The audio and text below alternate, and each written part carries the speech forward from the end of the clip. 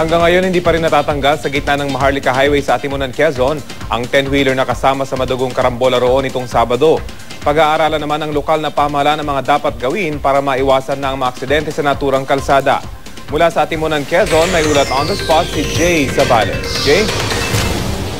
Rafi, dahil nga sa karambolang nangyari noong Sabado na ikinasawi ng 20 katao at 57 sugatan naman, nakatakdang makipagpulong ngayon kay Quezon Province Governor David Suarez, si Atimonan Mayor Jose Mendoza.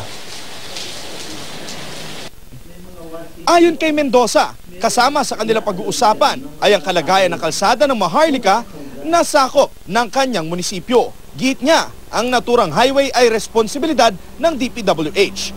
Umaasa si Mendoza na matapos ang kanilang pulong ng gobernador ay makakagawa sila ng rekomendasyon at request letter sa national government na makakatulong sa pag-improve ng naturang highway upang matigil na o mabawasan man lang ang mga ganitong klaseng insidente. Samantala, isang lane lang ang maaaring daanan sa bahagi ng Maharlika Highway sa barangay Santa Catalina at Timonan kung saan nangyari ang karambola noong Sabado. Di pa rin nagagawang maitabi ang 10-wheeler.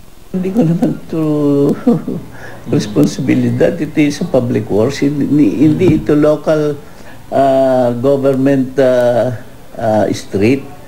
Ito sa public works. Dapat sana maparating natin ito ay sa public works. Magjo-join kami ng request sa public works. Nalagyan ng mga traffic signs dyan. O kung lalong maganda kung mapapailawan niya kasi bundok yan at saka gubat yan Lalong maganda kung mapapailawan. Sabi ng PNP, sila raw ay humingi na ng tulong mula sa DPWH upang maigilid o maitabi ang nakabalagbag na truck.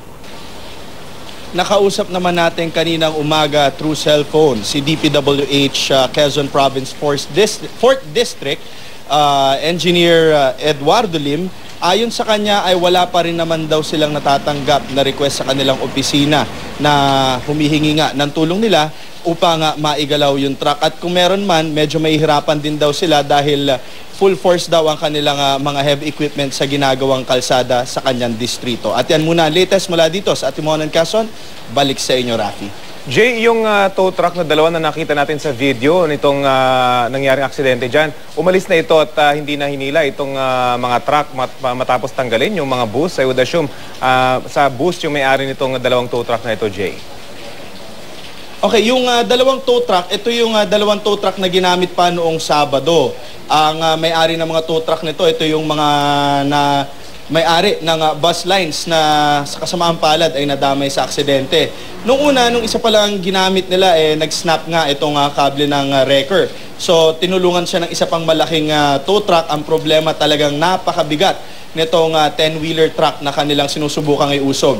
So, nag-give up na sila noong Sabado at kanilang naging solusyon ay humingi nga ng tulong sa DPWH para makapagdala ng malaking equipment or heavy equipment na maaaring gamitin para maigalaw ito. Rafi? Pero ngayon nga, Jane, alam na ng DPWH yung problema ng ito, hindi man nila ito ipaprioritize?